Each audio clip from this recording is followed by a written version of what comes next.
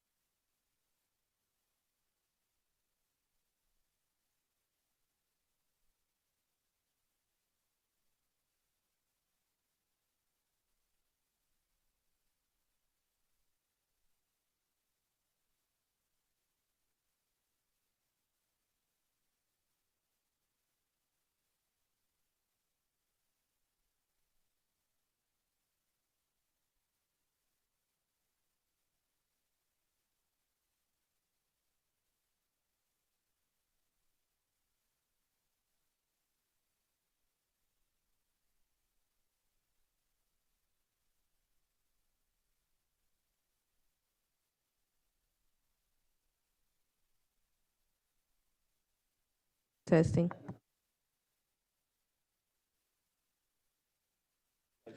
Testing.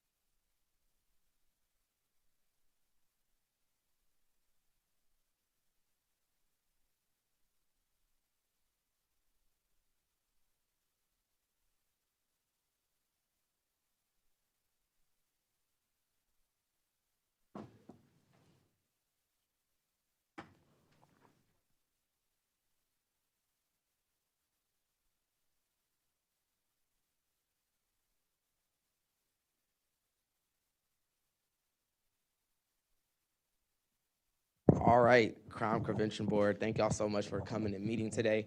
So basically, I had you guys all convene today so we can discuss two important items. One, electing the officers, and then two, to vote on funding. So y'all have y'all agenda. So I just wanted to make sure that you all knew which the scope y'all were doing today. If you have any questions, I'm here to support y'all. I know this is the first official meeting of you guys' meeting, so I'm here to support y'all. Anything y'all need from that angle, but yeah, let me know. I appreciate y'all's service to being on this board, Ms. Carter, Ms. Liggins, Chief White, Commissioner Jones, and then we also have Councilmember Reed and Councilmember Williams, who are both not here, but service is very much noted. But I'll turn it over to y'all. Appreciate y'all. If y'all need anything from me, just let me know. Yes, sir. Yes, sir, Mayor. Good morning. Good morning. We're here this morning to, like I said, two agendas that we are trying to get passed. One of them is the first agenda to discuss, consider, and take possible action on appointing, on establishing. I think we was going to redo this one, but I'm going to follow the agenda, the one that I have. It says to discuss, consider, and take possible, okay. Hold on 1 minute. Good morning, Ms. Reed, Councilwoman Reed.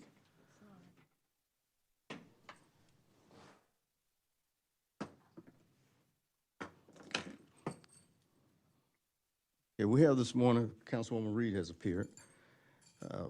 We have a couple of agenda items that we're going to discuss on the crime control and prevention agenda.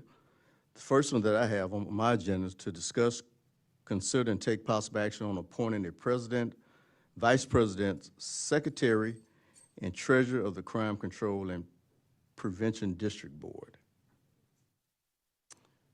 Do we have any volunteers? Have some nominations. You have some nominations? I nominate you as president. And vice. Want which?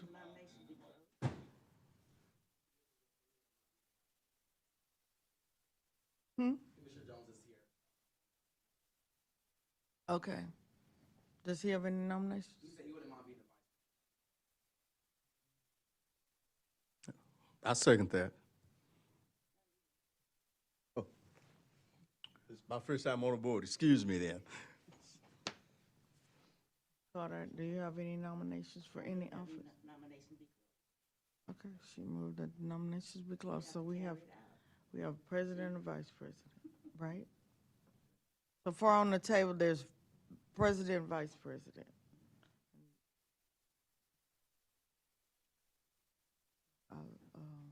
All those in favor of president.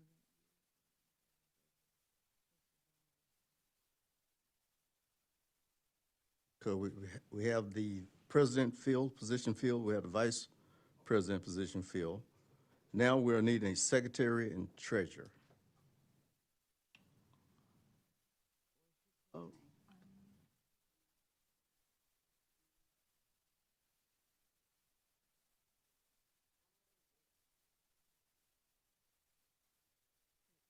I'll do treasurer.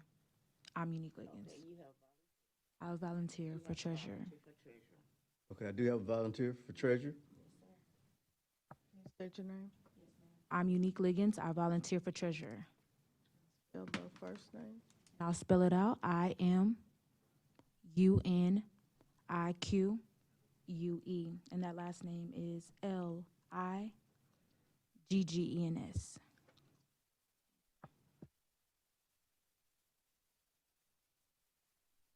Thank you. And we have one more position for secretary. Carter, would you like to be secretary?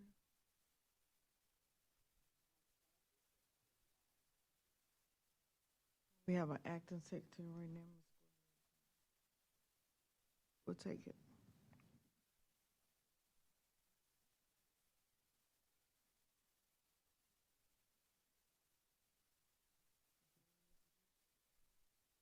Let me see, Treasurer's Crime Squad and Prevention District Board. Oh, that's it. Well, that's all filled.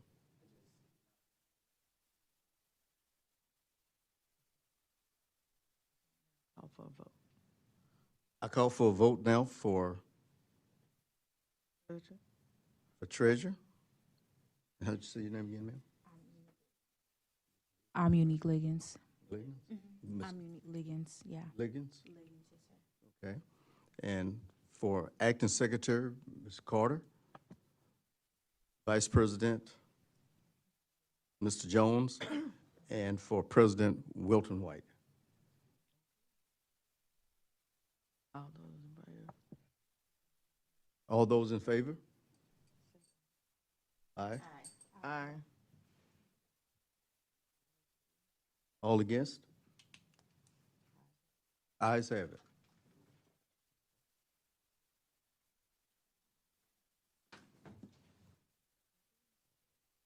Second agenda that we're discussing this morning. Discuss, sir? Okay. Second agenda to discuss, consider, and take possible action on establishing and initiating funding, allegations, and financial strategic for the development, a strategy for the development of the City of Prairie View Police Department Station, for the Prairie View Station.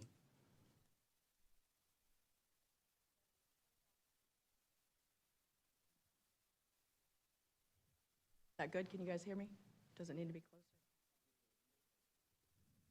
Is that good? Okay.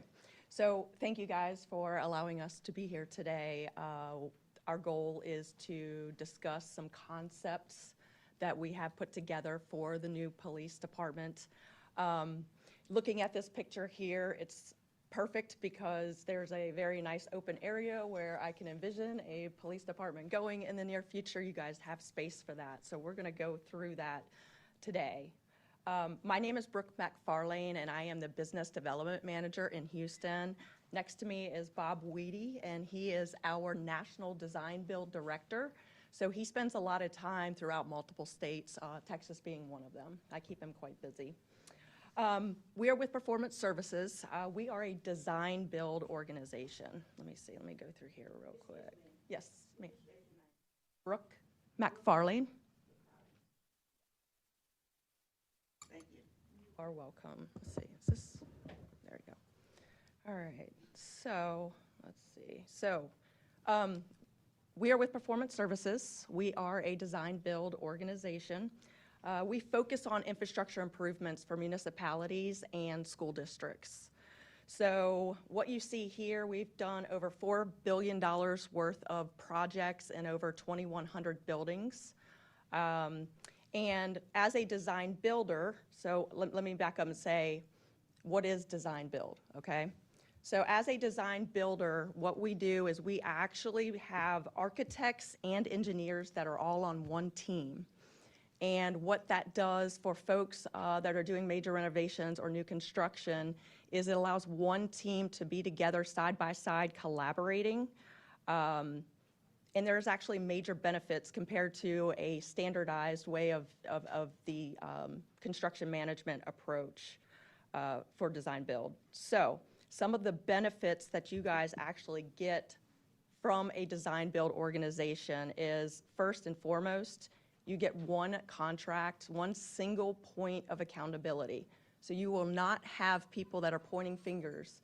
Again, it goes back to you have your engineers and your architects under one team, one roof. I'm sorry? And construction manager, yep, project managers. And so we're literally working side by side during the duration of the project.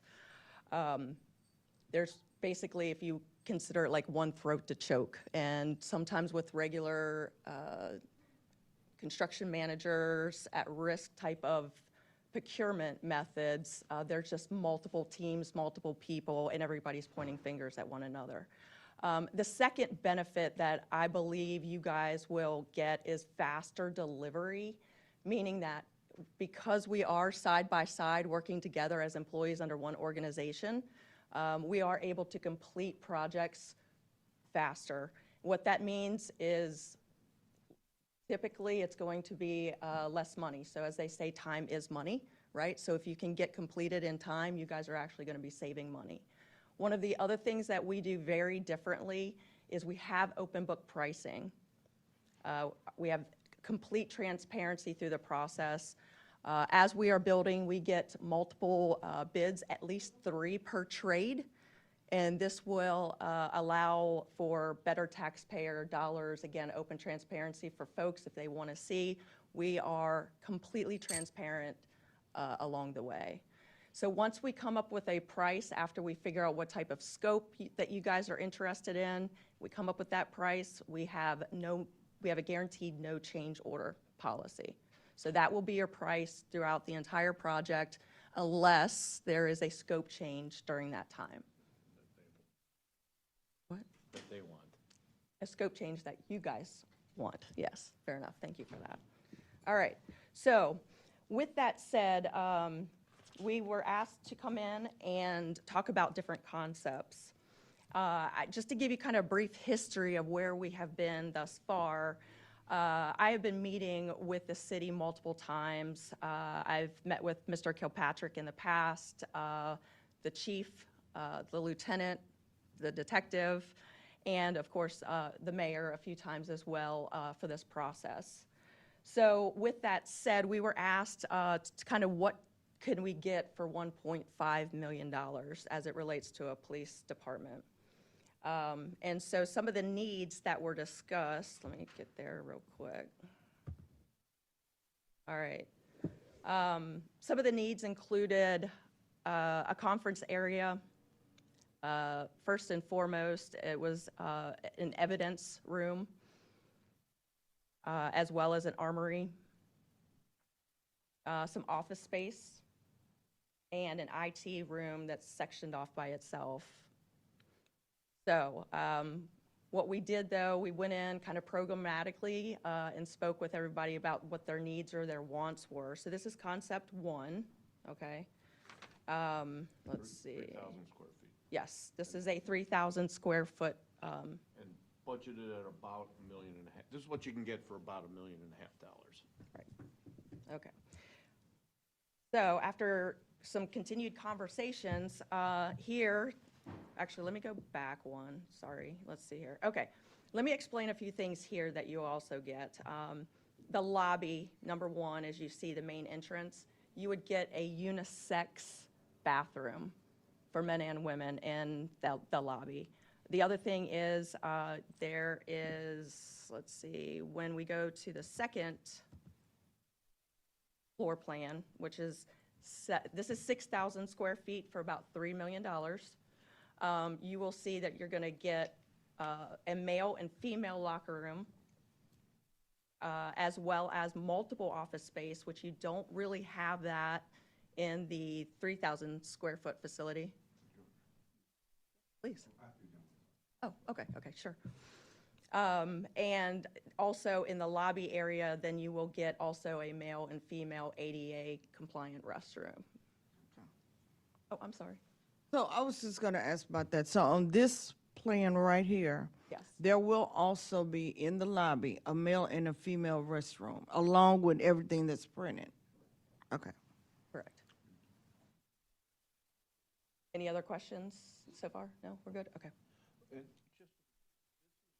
more in line with what, when we sat down with the police department, they said, this is what we need. So the first one was, if I have this much money, what can I get? The second one was more based on, this is what we need currently, and then we need to make this expandable because if we continue to grow, we're gonna need more room. That's how this was, this is an initial programmatic layout off of input from the team. Are there any questions on both of these? I feel like I went through them fast. I just have one more Yes, question. please. On the zone of cubicles, approximately how many cubicles is that? So according to this, there's, oh, I'm sorry, the zone of cubicles? It says number Yeah. 4, Yes. zone of cubicles.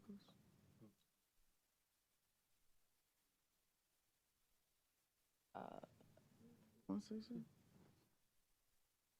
Hello, name is Detective Mendiolo. To discuss this, that will be a zone of cubicles, and your question is how many will be there? Depending on what square footage of the building is, we're trying to get enough to where it is for patrol officers. So they have their own cubicle and workspace rather than just be on top of each other. It would minimize confusion and as well as it really upflow organization because officers will be able to have their own cases and their own history of what they've done throughout that week in their area, rather than everyone just on top of each other. Hey, I need to use the space. I need to use the So space. we have a total of what, 13 officers?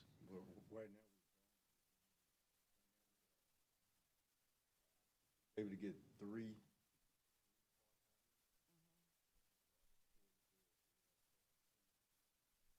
So is that 20 cubicles? Is that what you're saying? Well, You again, need 20 well, with that being said, you got to subtract chief, lieutenant. That's the 4 enclosed officers. Yes, ma'am. So no, the enclosed office would be for the supervisors, the main one and the investigator, but the cubicles is for the reserve officers, the part-time officers, and patrol officers. So, Need 20. ma'am, You need 20 cubicles? we would possibly Would you need share one, 10 and 10? Yes, It'll yeah. be shared. So, the major thing.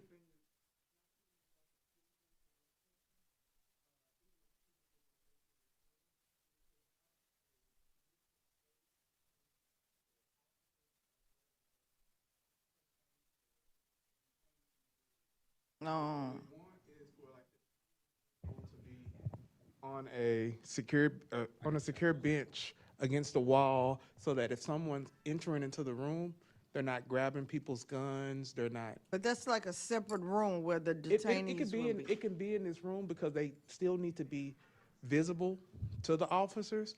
So the cubicles more likely will probably go in the general area but they'll have like a seating area, but it'll have a view where you can actually still see the suspect Okay. while you're working on the stuff Okay. that you need to. Yes, ma'am.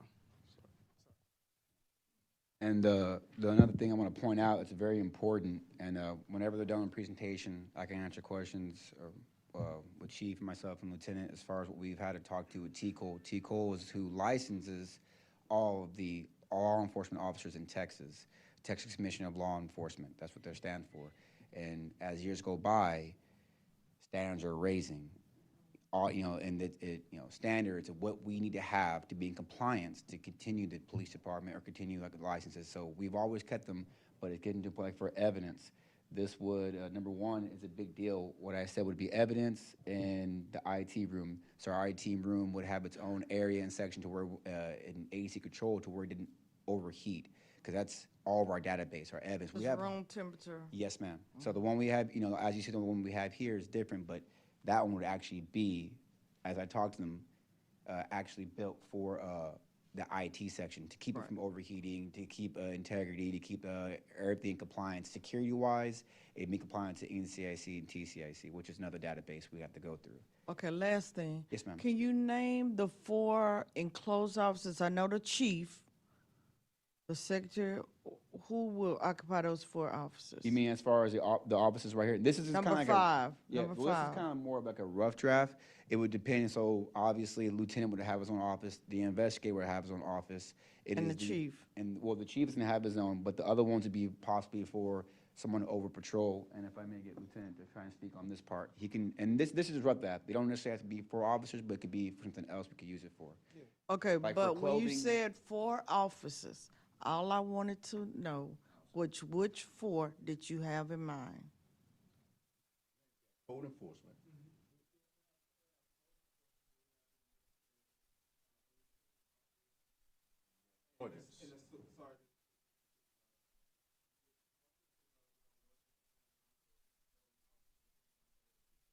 I think we might need 2 more. Okay.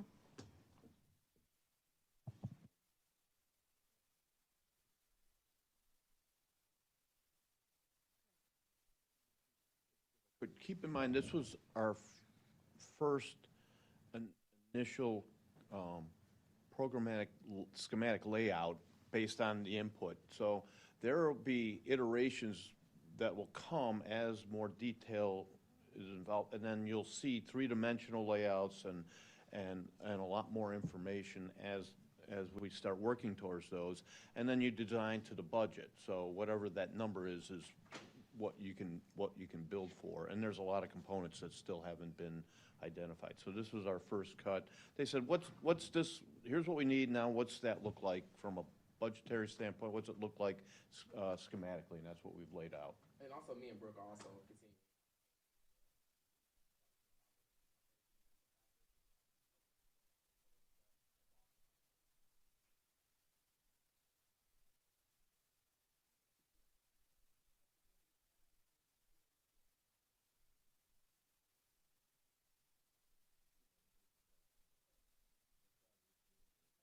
So in the presentation, they'll be able to show you the section it would be at and where they're gonna be placing it. Yes, ma'am. And this empty space off to the left.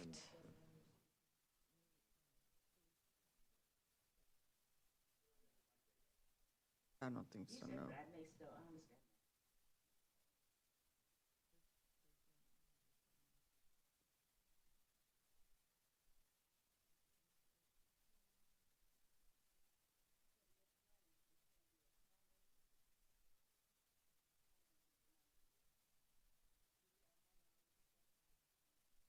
I know some money, the majority of money they're hoping come from crime prevention, because crime prevention has money.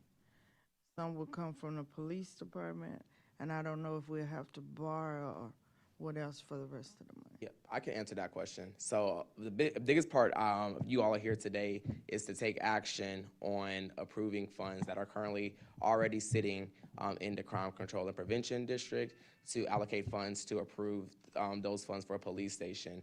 We are also looking at grant opportunities as well, and we're just looking at other ways to fund it to offset those costs. But most of those funds will come from monies that are already allocated to this board. So that's the agenda item that you all are approving today after the presentation, is to approve the money that's already sitting in the Crime Control and Prevention to fund for the police station.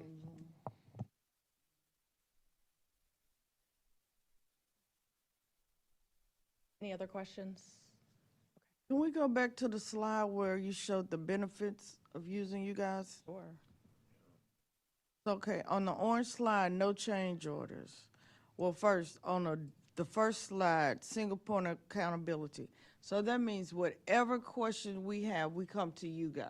That's Be it the plumber, the electrician, the foundation, whatever, we talk to you. That's correct. So under construction management one, you have your design group and then the construction group. And what ends up happening is they point fingers, was it a design error, was it an installation error? And the customer usually gets stuck in the middle having to pay for that, right? Under design build, it's one point of contact, so I can't point any fingers because it's all us. Okay, So that's good. that means plumbing has to work, the HVAC has to work, it has to be per the design, and we do that. Then the other thing that Brooke mentioned, faster delivery, design builds anywhere from 20 to 30% quicker than the traditional process. And time is truly money in construction these days because inflation in construction is just still going through the roof. So the faster we can get done, the lower the cost, but also benefit of you then having use of the facility at a quicker time. So those are some of the key benefits of this type of process, and so it's what we've been doing for the last 27 years. And that, Okay, I got 2 more questions. So on the transparent open book pricing, where would that, show us how that's a benefit to us? Because we're gonna say, we want this, you're gonna say it costs that.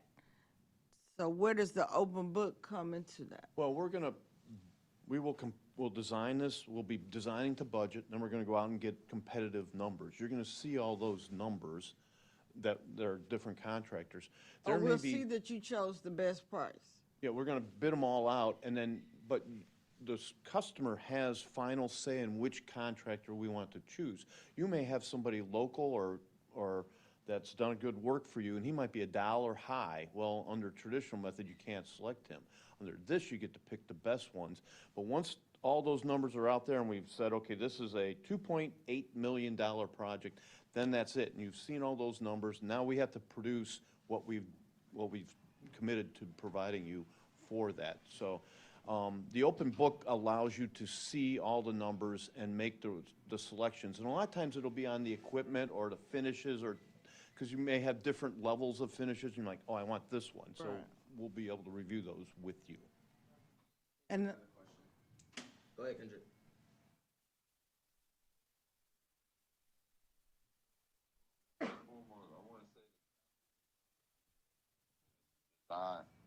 I want to say that the county design buildings the same way sometimes in the design build, which is how we did our courthouse. It does sometimes save you funding. Also, I wanted to know if the city would look at doing the P3 opportunity, being that the funding is not. Is there an opportunity to do a P3, being that the city doesn't have all the money in which they need today?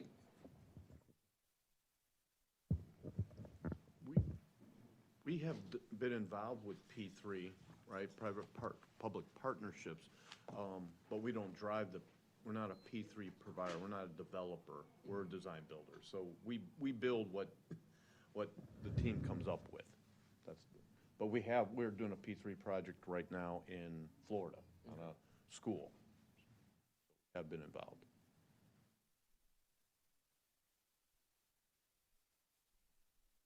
Are there any other questions? yeah, my last question.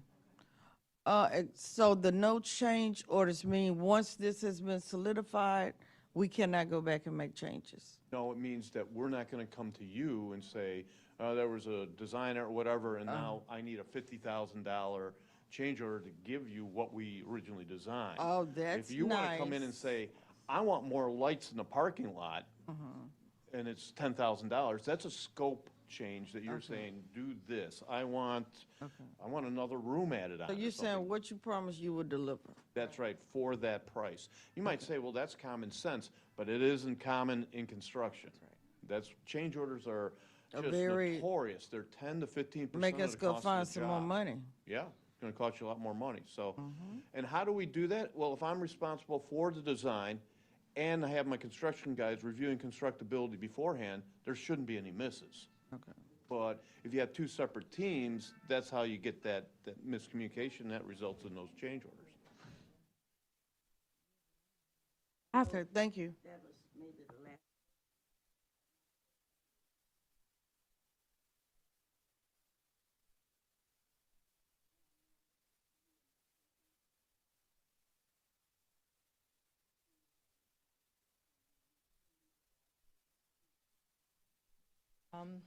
I'm glad you asked, because that was actually going to be the very next thing that I go into before once I finalized kind of some of these last questions on this. So, I'm going to get there. Here's a schedule. I know it's hard to read. We had our operations team ultimately look at this because it is very difficult here, but there's a point to that too. So I've simplified it for you guys. And really, so my understanding was by the end of next year, 2027, right? So what that ultimately means for us, or you guys, all of us say as a team, is we need to have this contracted and in the actual design phase by October of this year for completion of in around October, November of next year. It's about a 12-month process from the time you say, go. And we have some flex in there because you just don't know about weather or the next, bottleneck issue, but a building of that size is, we've done those in under 12 months. So call it 12 months from once you say, performance services, go, and hour that we're working with, right? That's basically what all the rest of it is. Does that answer your question? So the very next thing, I'm going to let Bob kind of talk about this, but this is ultimately the next steps. I wanted to list this out for you guys so that you could see and understand kind of where this can go from here. So I'm going to send it over to you. Right. So from our standpoint, the next point is what's the funding, how much, and then funding when and how can we help? I know we have people that can help with grants, et cetera, but what's that look like?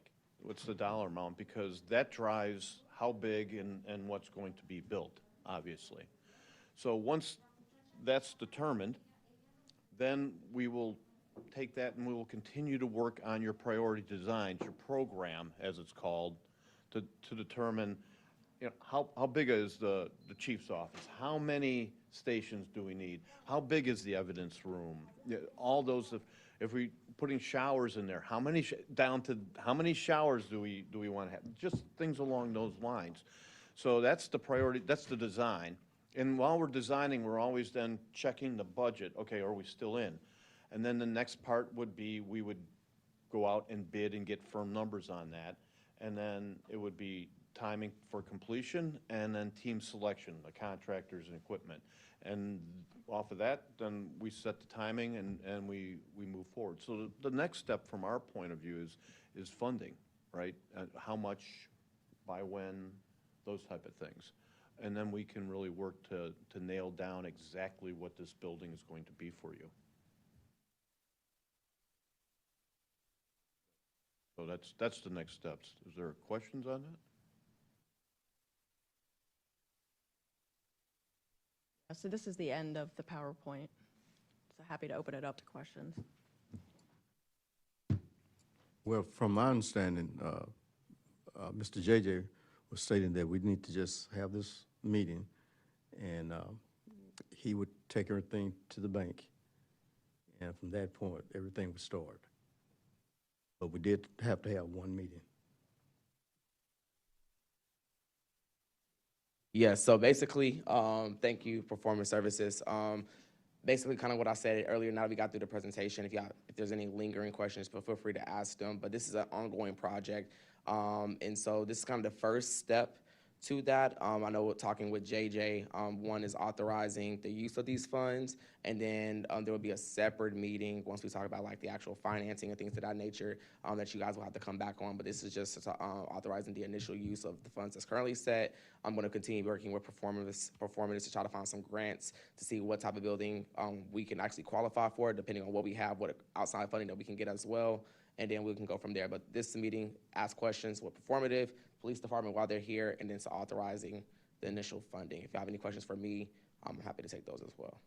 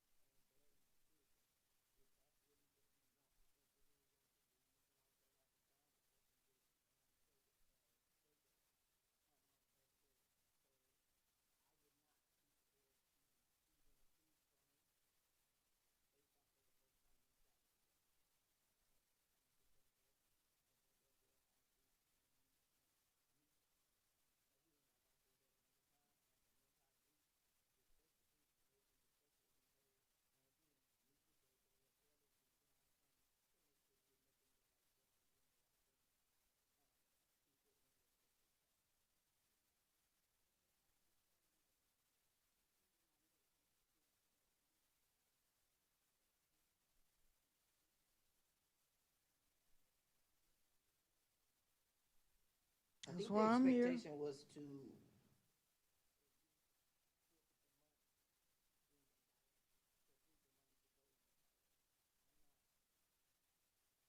do that, because like I said, Isn't that what the first time agenda meeting. said? This is our first time meeting, and so I would rather for all of us that's on this, have a Yeah. discussion, That's discuss number what was, 2 said.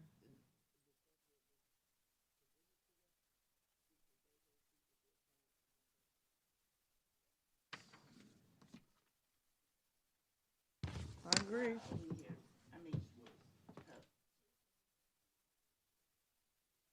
I think it's to see it was to see the presentation, for them to come do the presentation. And I'm not saying what they're offering is.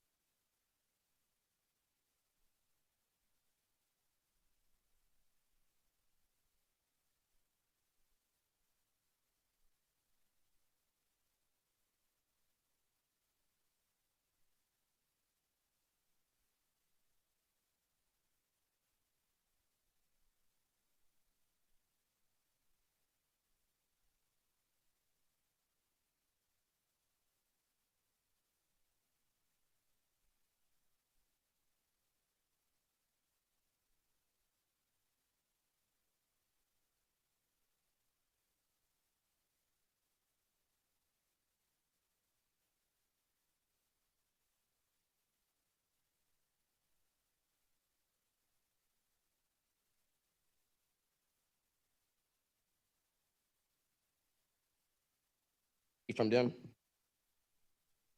We need for the crime control committee is to approve the use of crime control funds to finance the new police building. That's it. Okay, and the committee is saying, just members of the committee right now saying that, can you repeat what y'all? Can you hear?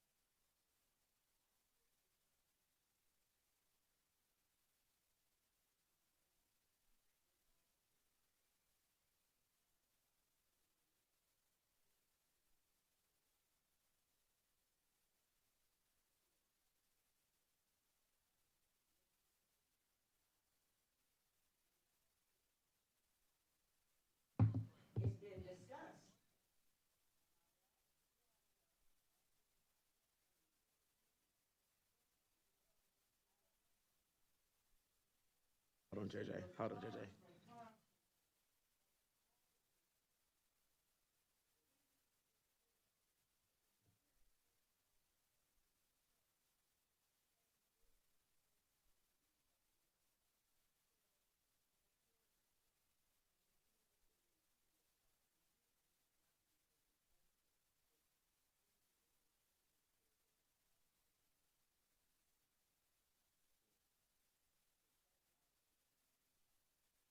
And I also have a legal opinion just stating otherwise, so I can provide that to y'all too.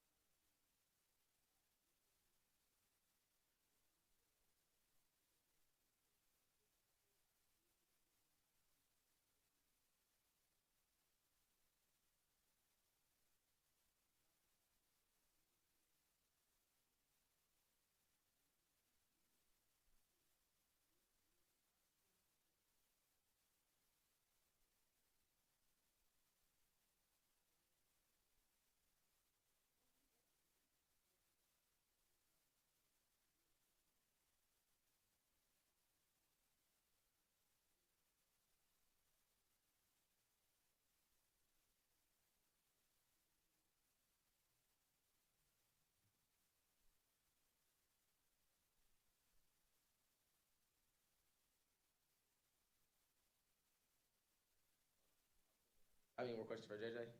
I think we're good, JJ. He said anytime y'all want to meet, let him know he got y'all. Yeah, so I mean, I definitely take the will of the committee to see what y'all want to do. I definitely understand Councilmember Williams' point, and anyone who feels like that. I also kind of just want to reiterate these points that this is something that was been talked about since I was on the city council, and using these same funds to allocate that. This is using these funds for crime control things. This is not the first time this committee has done that. Once upon a time, this committee used funds to fund the police salary for a number of years. We just stopped doing that 3 years ago. So these are things that these funds can be used for. I do understand that this is the first time you all had an opportunity to look at this presentation. I've had an opportunity looking at it a couple of times, but if you guys do decide to table it and meet again, I do ask that you guys can set a time in a meeting date today, so that we can get that taken care of, because we are on a time schedule to make sure that we are executing this. So if y'all do table it, can y'all set that time that y'all are gonna come back so we can get that on the admin team, get that posted, and get you guys back in here as soon as possible. That's y'all's pleasure. But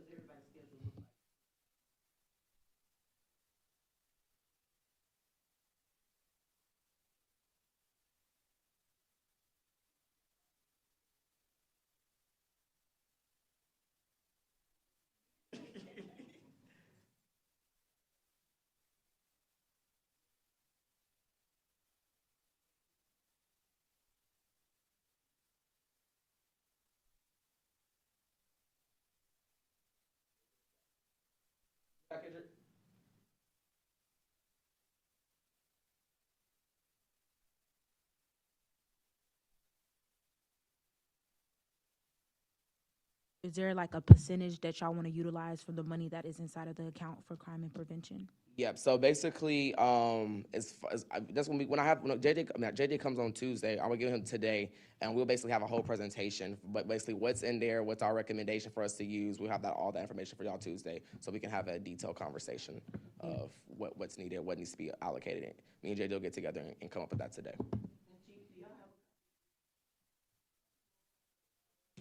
So, if I may, Councilwoman, yes, ma'am, we do have this floor plan, and this has been discussed, I think, since I've been here, even before I got here. But it's been a lot of, it went from this, and then as time goes by, and all prices go up, it's going like this, and the price is going higher. That's why we've been trying our best I can. Everything that's been, can you go back to design too? I just want to touch on this real fast. I'm not gonna take up too much time. And next Tuesday, I'll have everything as far as the reasoning for this floor plan. The reason why we're asking for this is because this building has to last us for the next 40 to 50 years. Prairie View is growing, the police department is growing. We're probably the only PD in this county who's strong right now. I'm not putting them down, but as far as United and having so many officers and no turnovers, and it's because of Chief Wilton White where we're moving some strong, as well as to meet the standards with TCOL. Now TCOL does, like I said, they can do audits. They can come to our building. They can say, hey, this isn't the standard. Well, that's all we had. They don't care the reason why. They want it to be fixed. So it's to a point where it could be a fine plus the fixed fine we have to do just to be in compliance. So that's one thing that we were trying to get ahead of to prevent from happening, which is why we made so many moves.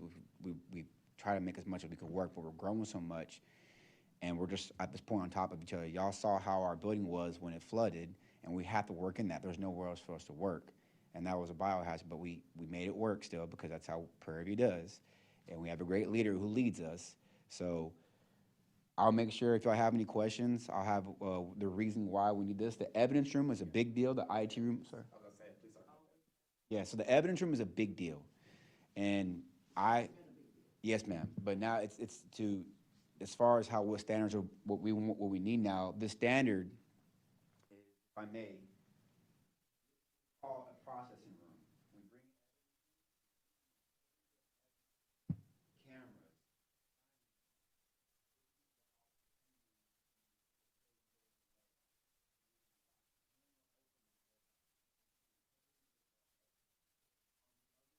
We would have the evidence to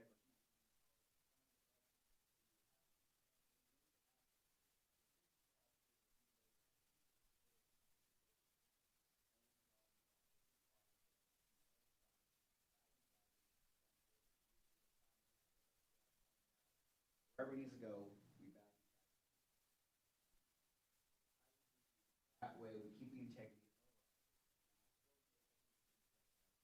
Sheriff's office before she left, their evidence room was about the size of about a quarter of this building, and she says it's still too small for them. Obviously, they have more rural area, but with more buildings, more homes, more houses, we bring in more evidence. So we have talking with the DA's office, which we have a great relationship with tremendously now, and with the judges. So they want things done a certain way, and that's how we do it. So that is like revolutionary that they've done years ago, is how standards for evidence rooms. So that way, like I said, we keep integrity. We make sure that we are the standard with everything, as well as our IT room. IT room is a big deal. We have to be a CJIS code, which is why we're kind of like very careful who we let in the building, because CJIS gives us the access to everyone's personal information when we're doing investigations. Not anyone's allowed just to come look at the stuff. We can't allow that. That's why we need integrity. That's why we need the privacy. That's why we need our security of the building. Ma'am? Yes, ma'am. And that's why we've asked, that's why I suggested, at one point, there was a room on the other side where this was right here, was actually going to be.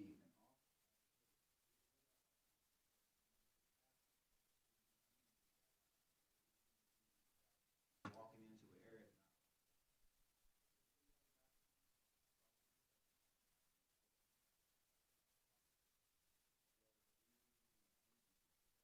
Yes, but next Tuesday I'll be able to have those specific details, reasoning for each room, even for investigations. You know, I should room a lieutenant. When I'm talking to someone, I need space, and I need people who just like to, when I'm focusing on talking with somebody who has either a victim, a suspect, or a witness, I need to keep a good focus on them.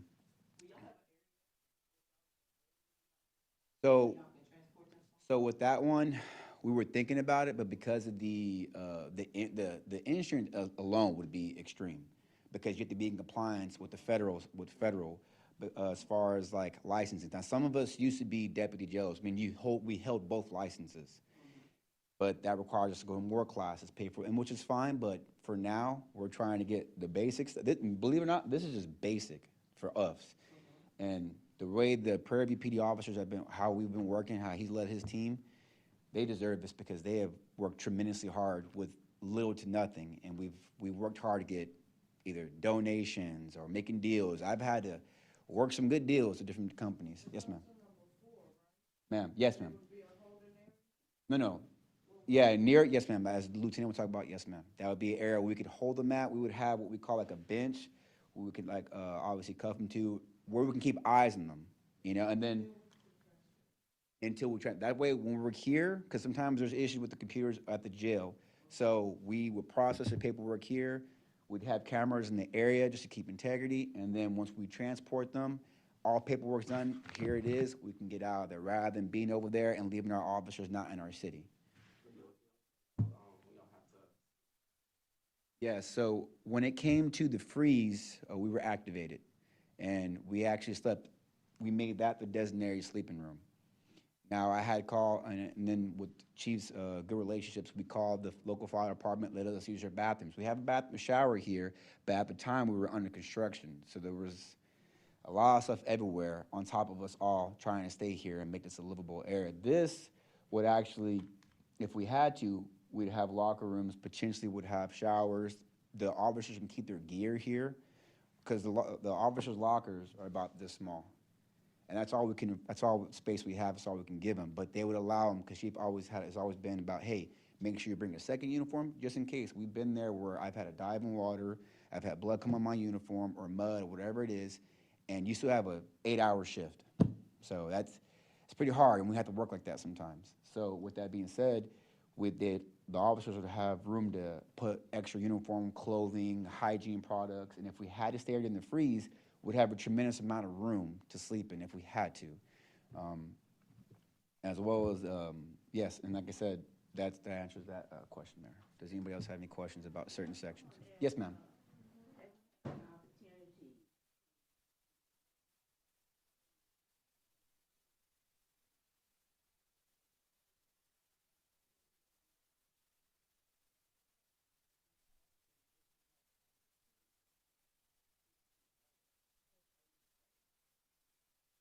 Yes, ma'am. Yes, ma'am.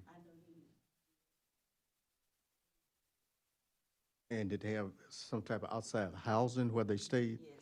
No, ma'am, they did not. Yes, ma'am.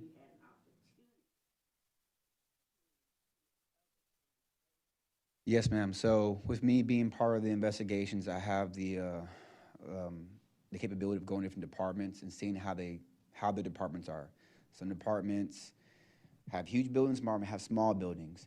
But yes, we've looked at other departments. We've seen how we've gotten advice from certain places that are established and have been able to build a building. So yes, we have been in departments and seen how they've run everything. And that's how we've also got some ideas. But also I try to talk to Texas Commission of Law Enforcement to kind of also make sure, hey, if y'all came here, what is this, or what are the rules of this? That way we're in compliance. But yes, we have been to different police departments. Yes, ma'am.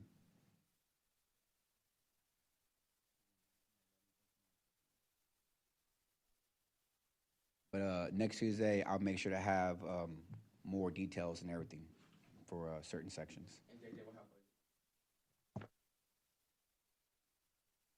Thank you.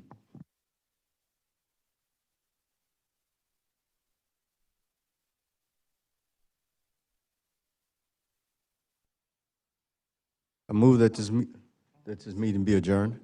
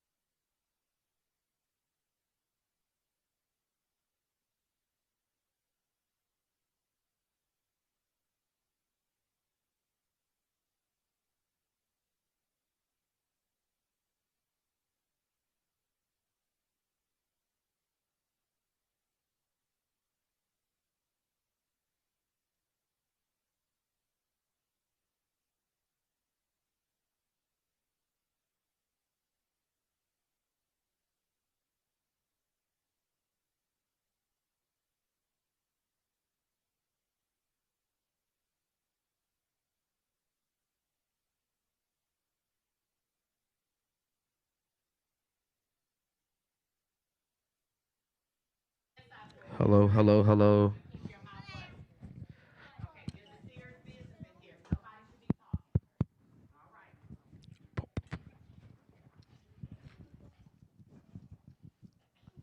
How y'all doing? Can y'all hear me?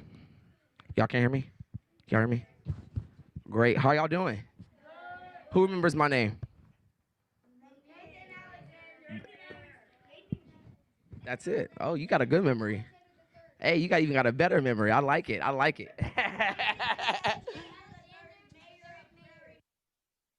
don't think I need this. So yeah, so basically, my name is Nathan Alexander, and I am the mayor of Prairie View. I'm so excited to have you all here today. Policy and law is an extremely important camp, so I hope y'all had an opportunity to have a really good week and just to learn just different things about policy and law, debate, all of that because it's super important. So basically, this session, we're going to talk about a few things. I'm gonna get someone from the courts over. They're gonna come over here with you. I'll talk to you. I have our special counsel who operates as our city attorney. She's also going to talk to you all, and then I'm gonna talk to you all about what I do with my job. I believe a counselor's gonna come in, and then we're gonna do like a little press conference with this group where you guys basically get to act like journalists, and y'all get to ask me hard questions, and I'm gonna answer you guys. Okay? It's cool. Anybody have any questions? No. All right. What's up? Huh? I do not know when y'all was born. I do not have y'all's birth certificates. Okay. All right. I don't know y'all's born. I don't have y'all's birth certificates. Okay. But no. This time is just really more talking about civic engagement and things like that. Y'all know what civic engagement is? No. No. Can anyone guess? He said, huh? Wigs? No, we don't. Can you make a guess for me? What? Civic engagement.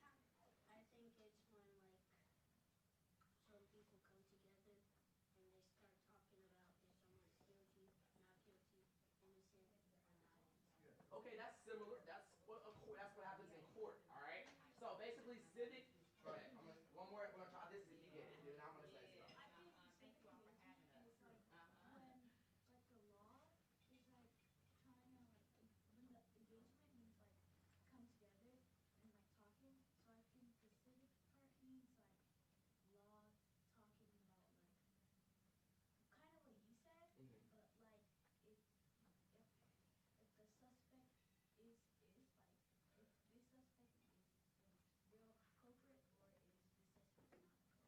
Okay, that's close. Okay, so basically, y'all all kind of said it in a different way. So basically, what it basically means is how you see how each of y'all are in here today, right? I'm assuming it's like around 30 of y'all. I'm just give or take around 30 y'all in here. So we're gonna say you all make up what's called. We're gonna say y'all make up the policy and law civic engagement. All right. So does anyone know how a mayor is elected or chosen? Let's start there. Y'all know how some choose a mayor? Vote. Very good. Okay. Who votes? Citizens vote. There you go. All right. So basically, a mayor is chosen by the people. All right. So in order to become a mayor, you have to go to the people. And so the people of Prairie View, it's a community. They did vote for you to become the mayor. So y'all are going to have an opportunity. I'm going to need one person. One person will be the mayor. All right. And then we're going to pick 5 council members. All right. And then y'all have to get voted upon by the people in this room. So you're gonna have to get all the votes possible in order to get those positions. All right. So we're gonna talk about that in a little minute. So y'all need to make sure. I hope y'all have some friends because at the end of the day, running for an election is low key a popularity contest, right? You said low key. Yeah, low key, right? So it's low key a popularity contest. You want to make sure that your friends vote for you. You want to make sure that people you don't vote for you because the goal is to get as many votes as possible so you can represent the people. All right. So what age grade group is this? Third and fifth. All right. So basically, the mayor and council members chosen from this group will be the mayor and council members of the third and fifth group. Okay. All right. So that's gonna. And at the end, we're gonna have a whole signing ceremony, and y'all get to join me during that signing ceremony. So it's really an honor to have the trust of your peers. Okay. It's really an honor. So I want to put that nugget there for you all. Just kind of let you all know that before we kind of go into the next part of our program. But I just wanted to y'all know that we will have an election right before our press conference in which we would choose the mayor and the council members. So just a show of hands, who would want to be mayor? It's a lot of mayors. It's a lot of mayors. Actually, I don't want to be mayor. I don't want to be mayor. I won the election in my class. I want to be one of the councilors. I can understand being mayor is not easy, so I can understand. I can understand. Okay. I want to be mayor. Okay. Cool. All right, pull out the pool. Lower your hands. All right, we talked a lot about mayors. All right, so we have 1, 2. The mayor normally sits here 3, 4, 5. So we have 5 council members, all right, that represent the city of Prairie View.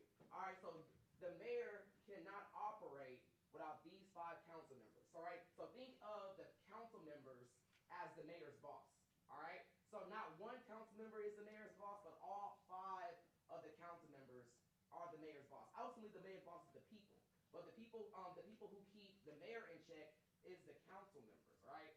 So we will also need 5 council members to keep the mayor in check, all right? So that's what I need you guys to be thinking about. So I'm gonna need 1 mayor and 5 council members, all right? Not right now, I want y'all to think about it. I want y'all to get thinking of which role we wanna do. And then after we go through our presentation in here, we're gonna have a live election in which y'all gonna have to come and say why you wanna be mayor, why you wanna be a council member, and your people are gonna vote for you, all right? No one's gonna vote for me. Yeah, so, hey, it's up to the people, it's up to the people, up to the people. Anybody have any questions about that? All right? All right, before we go to Attorney Ghetto, does anyone have any questions for me? What's up, man? Are we going to have like, if there's like council members, but it's like we're sitting up there, are we going to have those like things like judges wear? You won't have any rows. You won't have any rows. You won't have any rows. You won't have any wigs. But y'all will get to sit up there. Y'all will get to sit up there, and y'all will get to play with the gavel. Cool. All right, any other questions for me? Is being a mayor boring? Yes. It can be sometimes, but it can be sometimes. But I will say it can get real alone, right? Because you run a city, so sometimes I can't go out with my friends. I can't hang out with my friends because I'm busy working for the people. So that part it can be boring because I'm not able to hang out with my friends as often as I am that are used to. But I have a job to serve the people. How are we supposed to help the people if we don't know the problem? That's a really good question. So basically, that's why it's important to listen. So that's why when you run an election, when you run a campaign, the whole campaign is spent listening to the people. So you're listening to their ideas. You're listening to what they want in their city government. And so when you get elected, you incorporate those ideas. But even once you get elected, you still have to have town halls. You still need to meet with members of council because at the end of the day, yes, the mayor might be the chief elected person of the city. But again, you have 5 council members who also have an opinion. So you have to tie their opinion into things that you want to get so they can have buy-in, or otherwise they're not going to vote for the things you want. So it takes a full circle to ensure that all of that is taking place. What's up, man? How do lawyers vote?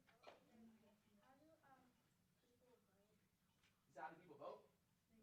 So basically, we do this thing. So in city council meetings, we go by Robert's Rule of Order.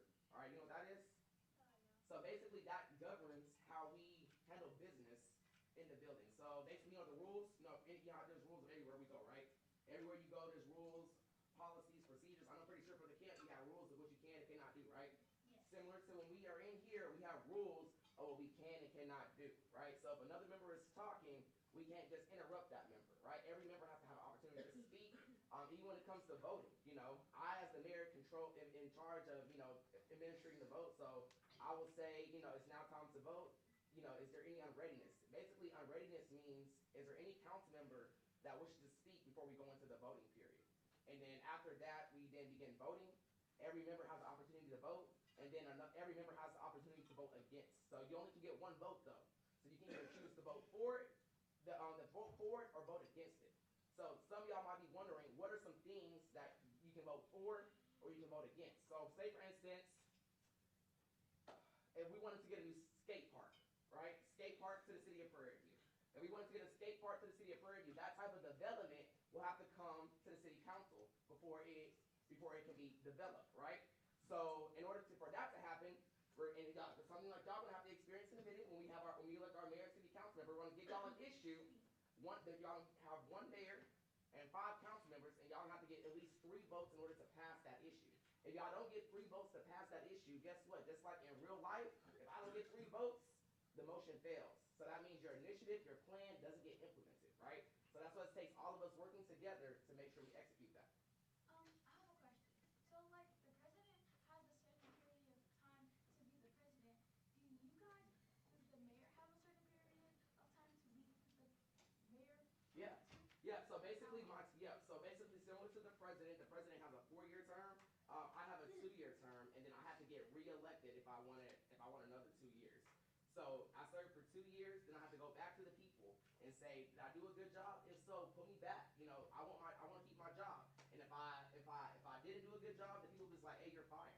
So again, that goes back to if I'm not doing a good job, then the people ultimately will be the people who fire me. So that's that.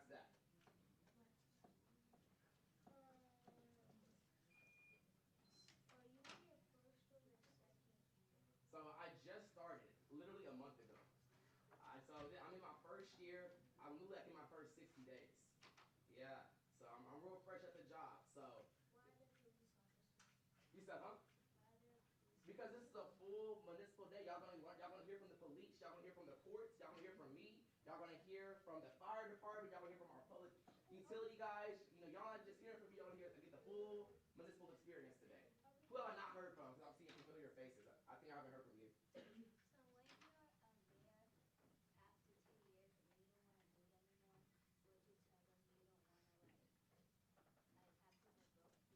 Yeah, so if in 2 years, if I decide not to do this again, I will go to the people and say, thank you, it's been an honor, but it's, I feel like God is calling me to do something else, and so I won't rerun for this seat.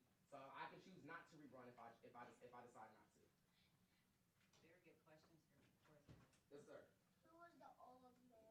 So the previous mayor, before me, his name is Ronald Leverett. So this is the line of mayors. So we have 13 mayors. We're missing some pictures. But there's 13 mayors. I'm the 13th mayor of Prairie View. I'm also the youngest mayor of Prairie View, and also the youngest in the state of Texas. So that's Prairie View history. But right before me was Ronald Leverett. That was the mayor right before me. So he served for 4 years. And if you also notice, he actually served 3 times. So he served here, here, and then here. Wait, that's the same person? Yeah, so he was mayor 3 times. Why is there only 3? Like, what's the only mayor? Because we have not had a woman mayor? That's a good question. That's a great question. That is a great question. Why is there only men? Because we have not had a woman mayor. So hopefully one day that changes. Or president? There we go. Love to hear that. Love to hear that. Love to hear that.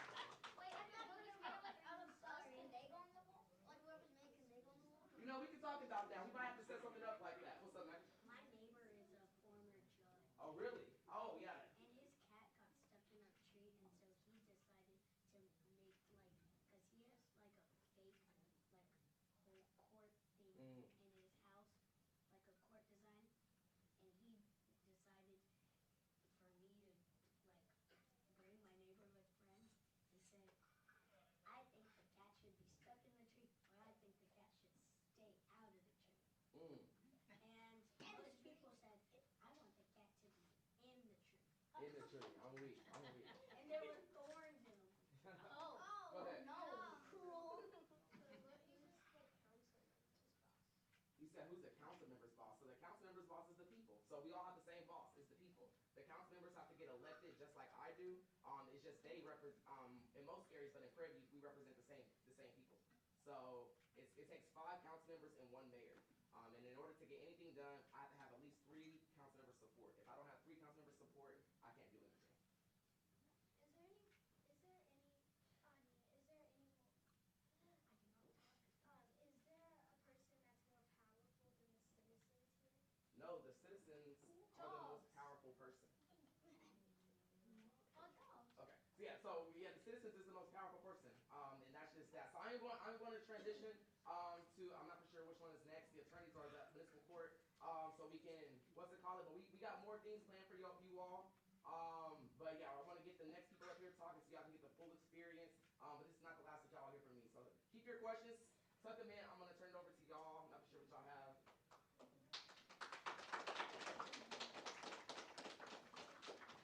Are you a judge? No, my name's LaDon Gates. I'm a deputy court clerk with Prairie View City. I've been here for a little under a year. My role is to assist the judge with court procedures and assist with citations that come into the court system. What are citations? Moving violations, when police officers pull over people on the road, they give them citations if they disobey the law, and they bring it into the court system, and we just start processing it.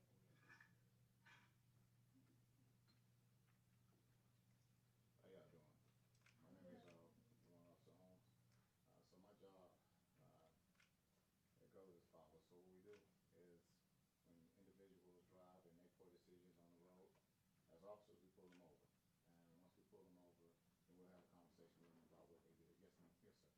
Is it true that police officers have real tasers and guns? Yes, sir, that is I true. see that. I saw it right there. I see a pistol. Yes. But let me be very clear. If we don't ever have to use them, that would be the best option, okay? That's only, if only necessary to They don't save like lives, okay? That's to save lives, okay? Let's be clear there, all right? Have you used that before? Have I what? Used the pistol before? Well, I don't think that's a good question, okay? I'm gonna tell you why. The reason is you don't ever wanna have to hurt anybody, okay? So my question to the answer to that is, I'm a God-fearing man, okay? I don't wanna hurt anybody. I served in the Marine Corps, I retired from the Marines, so I've been to war as well. I tend to like stay away from those questions, but to answer your question is, anything I've ever done was to preserve life. Does that make sense? And if you don't know what preserve life means, that means to protect you guys, everybody here, okay? I would lay my life down for you guys before I think about my own stuff. Does that make sense? Yes, sir. Okay. But it's okay, you're not in trouble. I'm just saying that that's a question we kind of like try to stay away from. We don't ever want to hurt people, okay? All right. So let me finish this piece real quick and then I'll answer some more questions so you can have an idea of how we operate. So again, as a warrant officer, when the citations come in, they go to the deputy clerks, they go through the process, and they come to court. When they come to court, talk to the judge. If they decide to not appear, and that's when we start having some issues with the warrant officer. So when they decide not to come to court, then it's turned into an act of warrant, okay? And yes, ma'am. What is the scenario when you would have to use the gun? I'm sorry. Okay, so again, I don't want to answer any questions pertaining to use of force to hurt somebody, okay? Now, the answer of this, so nobody has to ask me this question with reference to weapons or violence, is I only will use the amount of force necessary to preserve life, okay? So that means I'm not gonna allow nobody to hurt you guys in here. So if they come with a certain amount of force, I'm gonna use that same amount of force to stop it and neutralize the situation. But I don't wanna hurt anybody, okay? All right, so now, let me get back to it real quick and I'm gonna answer your question, okay? So, once someone has a warrant that's been issued for their arrest, then what'll happen is it will be placed into my office, okay? I'm over the warrant division, so what will then happen is typically what I'll do is give a courtesy call. To try to make contact with an individual, because sometimes we might just forgot about it, okay? And a lot of it sometimes be the college students, and I was young, I was in college before, I have children, I'm 50 years old, I have children, they're grown now, but understand, you know, as youngsters, and you guys will see, you tend to make some mistakes, and that's okay. But owning a mistake and taking accountability and thinking and handling things with humility is what I look for and I listen for. So when someone takes accountability, when they do something wrong or they forget, I'm all for it. So then I will set up a plan to try to get them squared away. That means to get them to handle the warrants. Now some will say, I don't want to pay it, I'm not going to do it, but then that's when my resources come into play. And that's when I start looking for people and finding people, then I will bring them to the judge to see if they want to rectify it. Now, if not, then they will go to jail. So that's in a nutshell what I do. And I'm speaking kind of fast because I think our time is kind of tight. We're on crunch time. Now, do we have any questions pertaining to this in the judge courts? Okay, you young lady. Yes, ma'am. Are you the sheriff? Negative. Okay, so to answer that, I am not the sheriff. I have worked for the sheriff's department before. I was in charge of the sheriff's department. However, the sheriff and the chief, so when you have police officers and you have sheriffs, sheriff is the highest chain of command for the sheriff's department, okay? Anybody under him will be considered deputies, okay? And it goes from rank structure. Police department, you have officers is the lowest rank, all the way up to the highest rank is the chief of police. So those are two different, agencies. So your sheriff is the actual sheriff of the sheriff department, okay? And that's for any sheriff department. I'm a warrant officer. Do you guys vote for the sheriff? Yes, they have to vote for the sheriff, absolutely. Hold up, you already had a question, let me get you right quick first. I'll come back to you. Go ahead, young man. So, if, so we're the boss of the counselors, where's our money? Where's your money? Yeah. Well, then I can answer that question for you. How old are you right now, young man? 8. You're 8? How old are you? 8. You're 8 years old? Okay, so here, check this out. Once you finish high school, then you're gonna make the right decision. You're gonna go to school, right? You're gonna go to college, correct? Okay, then once you go to college, you pick a degree plan that you're interested in, that you love to do, what you have a passion for. Once you get your degree, then you come on over here and you tell us whatever you like to tell us, and you're gonna get paid for a service, okay? I'll be waiting for you, all right? All right, 1 second. Yes, ma'am, and then I'll come to you. What was that noise? Oh, that was my radio. So even though I'm talking to you guys, I'm still making sure the city and the community and the county is safe. So that's what the noise is. That beep, that meant that was a sound, because all sounds have different, they mean something different. So that beep, that drag out beep, that means that's dispatching for fire department, okay? So that means they don't need me right now at the current time. But then if they do, they'll start calling out numbers and saying what they need. So that's how it works. So while I'm talking to you guys, I'm still listening to make sure everybody's safe, not just in here. Yes, ma'am. Well, just say my dad's a police in Fort Worth. Outstanding. Okay, thank him for his service when you speak to him again, okay? All right, any other questions? Okay, yes, sir. Is there another police officer here? There's plenty of us. How many you need? You get your squared away. What you need? How many you need? 3. You need 3? Okay. Well, I'm gonna point out 3 more when you walk out of here and go to your next station. I'll have them come to you and come talk to you. What's your name? What's your name? Harrison. Mr. Harrison? Outstanding, okay? We'll work on that. Yes, ma'am. Have you had to take anyone To jail? Unfortunately, I have had to take people to jail, again, but these are based off of their own decisions. Poor decisions, all I'm doing is doing my job and preserving the city, okay? So I'm just gonna hold people accountable, and I'm gonna do my job. I'm not gonna do anything outside of the law, I'm just gonna do my job. So when somebody makes a poor decision, it is up to our discretion on certain things. And discretion means that I can only do something based off what I feel, the appropriate consequence for it. But if something is deemed you shall per the penal code, then you're gonna be held accountable and I have to take you to jail, unfortunately, okay? But then you have a court process, which is when you go through the court process and the court system, okay? Criminal and municipal. Yes, ma'am. Does the color of your badge matter, like, because it rank you? In some agencies it does. Some agencies it does. Agency does it? Huh? Does this agency does it? Yes, slightly. We have gold, silver, gold and silver. All of that means different things. And then you have things, rank structures, depending on what department and division you're in. Okay? Good question, though. What is your badge? Well, this one is just, it says it's police, but I'm in a different division, so it's a little different. So that would take a little time for me to explain to you, because I'm in a warrant division. I used to be patrol, but I'm not in patrol anymore. Patrol is just the streets.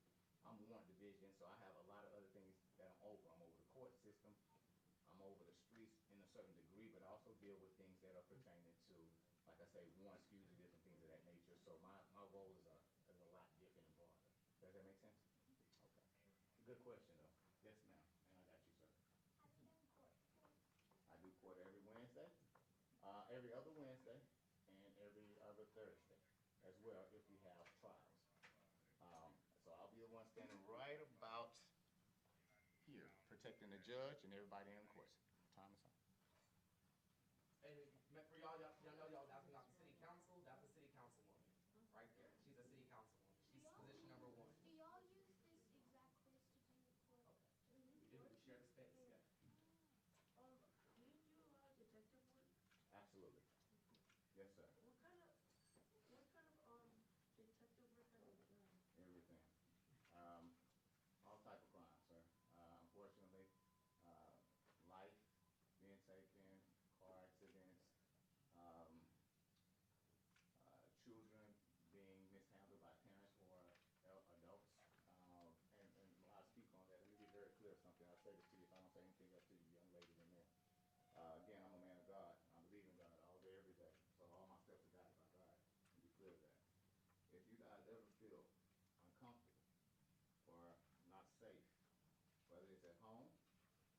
school, or it's at the park.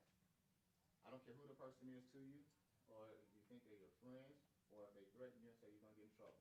If you feel uncomfortable, or you're handled or touched in any kind of way that is uncomfortable for you, please, you go talk to somebody that you do trust. And if that person doesn't get something, doesn't handle it or remove you from that uncomfortable situation, you talk to a police officer. You will not get in trouble for telling the truth. Are we clear on that? Yes, sir. If you don't remember nothing else I say, if God take me tonight, I want you to remember that. If somebody makes you uncomfortable, or they put you in an uncomfortable situation, or and they threaten that you're doing something, you're gonna be in trouble for telling the truth, do not believe that. You go tell the truth and you let somebody know something's not right, okay? And I promise you, somebody will make sure you're okay and take care of you, okay? All right, yes, ma'am. I just noticed the camera on your chest. What is it for? This is to hold me accountable. Good question. So the camera on my chest, this is to hold me accountable. It's gonna want camera. So what I mean by that is when something happens, I come to a scene, I got you next, sir. I come to a scene, let's say, hey, I got called from dispatch that your shirt is purple and somebody wants you to wear yellow. Okay, so I come over there, when we converse, which means we're having a conversation, as soon as I come on the scene and I walk in here, I double tap that camera. Then that means it turns on. So it listens for audio and then it's recording everything.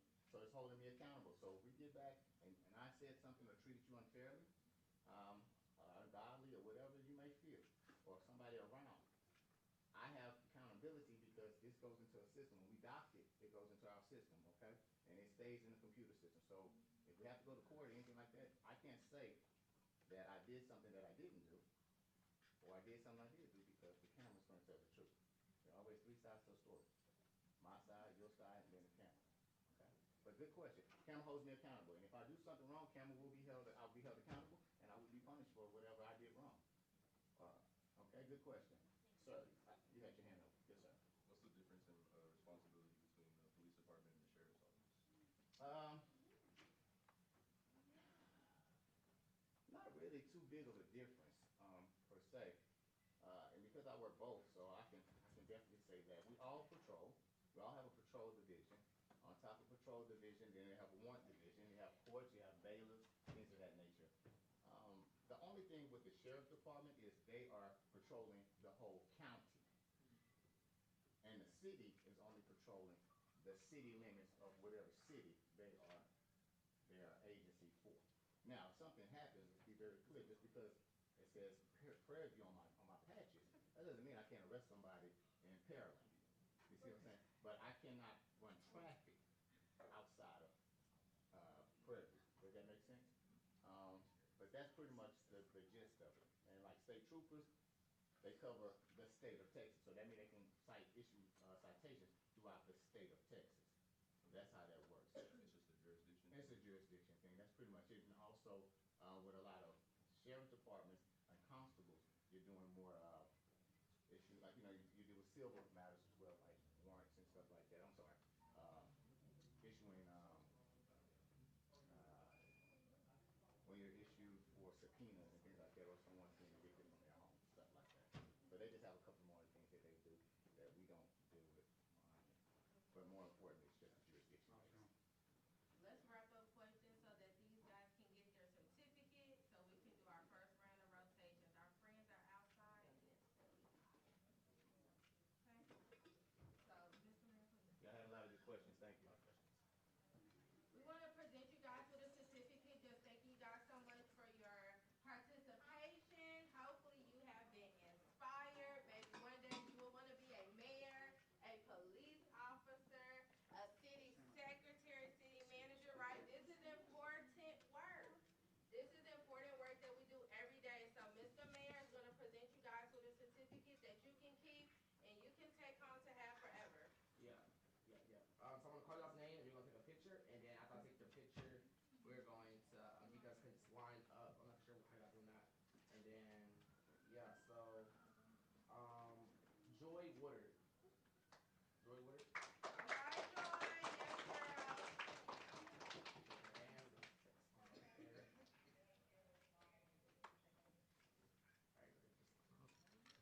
Amir Washington.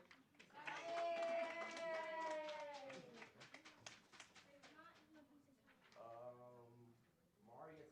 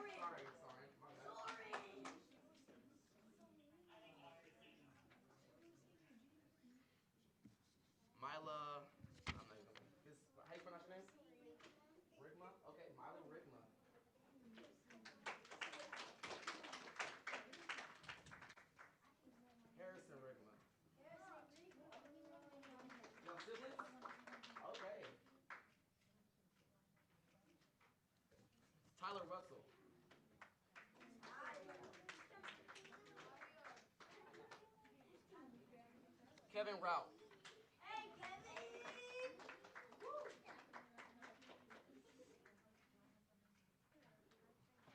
Riley Rowland.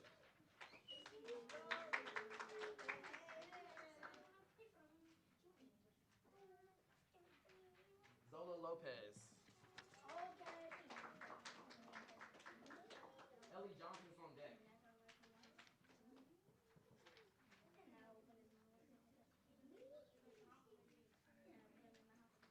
Ellie Johnson. L, sorry. My bad, L. Here you go. Audra Hardy. Good question. You have a good question. I remember you. There you go. It's Hardy. There you go. Levi Green.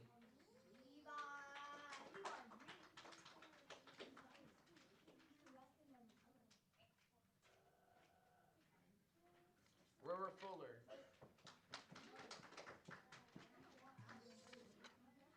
Noah Fleming.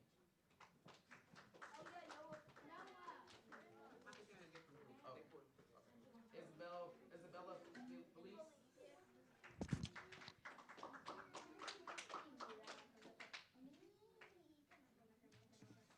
Carson Dulon.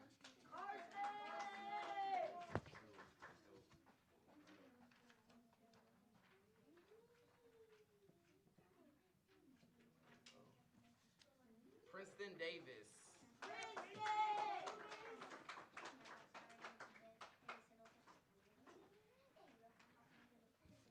Carson Charles.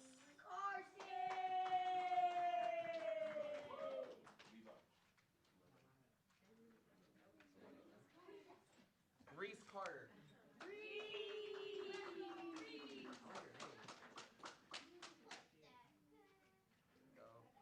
Madden Carter.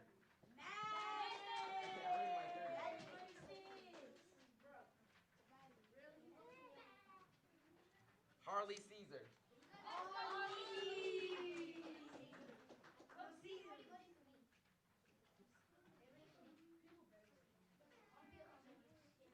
Kevin Blake Blackshear.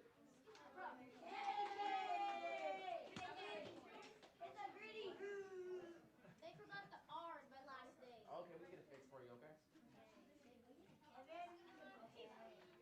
Carter Blewett.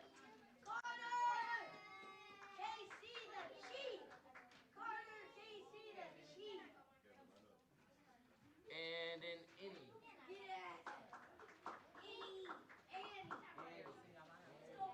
Everyone got one? Mario, your backpack. Wait here, wait.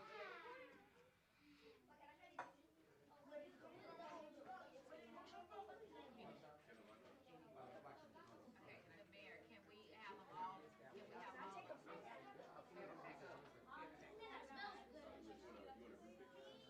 they can go all up there in front of the mayor. All right, you guys, listen up to me. All right, so, yeah. All right, you guys, listen up for me. Hey, y'all, listen up. So what we're going to do real quick is y'all going to come and, like, right here, we're going to come right here. We're going to take one big group photo real quick, and then we're going to walk out this way. We're all going to go right here. We're going to come back. We're going to go. Y'all line up around here, please. We're going to line up around me so we take a group photo so we go to the next station. Whose phone is this? Come on. Mine. That's mine. What about me? I was even going to put you in. All right, real quick, we're going to scrunch in. You guys scoot in this way. He's going to Get close. Get close. Mommy's taking the picture. Why are you behind me? Y'all tighten up, tighten up. Yeah, let's get back here. Let's get back here. Everybody can scoot in. Harrison, Carter, Kevin. Everybody can scoot in. Hey, everybody scoot in. Scoot in close. Scoot in close. Can you hear my voice? All right. Look at me. Everybody. All right. If you have anything blocking you from seeing me, that means I can't see you, all right? So everybody on the side over there, if y'all can kind of get in closer as well. Really pack it in. And then also, too, if you can have your certificates, just face it forward. Yes, you can. Certificates and face your certificates forward. Face your certificates forward. I'll call it out for you guys. Okay, 1 second. One moment, let me get some chairs out the way.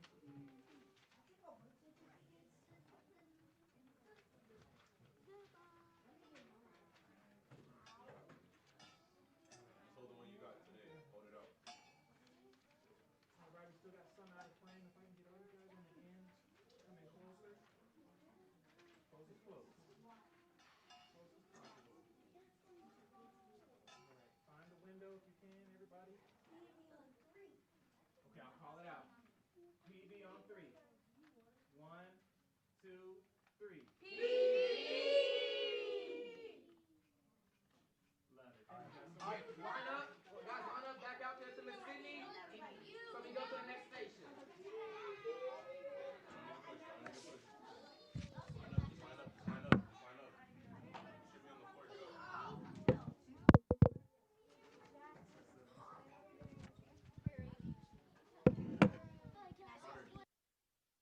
Peace. Peace.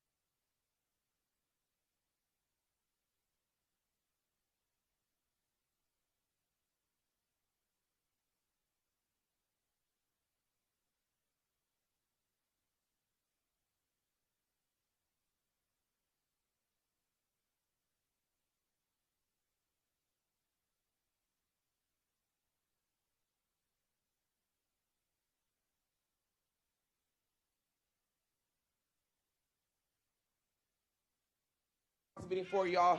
I come back here. Can y'all hear me? Okay, bet. And so then I do it 3 times. I say 1, 2, 3, and I look at the time, and I say the time is now 1:35. The city council of the city of Prairie View shall come to order. Then I ask the city secretary to do the roll call, and then they call all of our names to see if we're there or not. All right? And so that's how we start a city council meeting every time, but I can't start that unless I have the city council here. All right?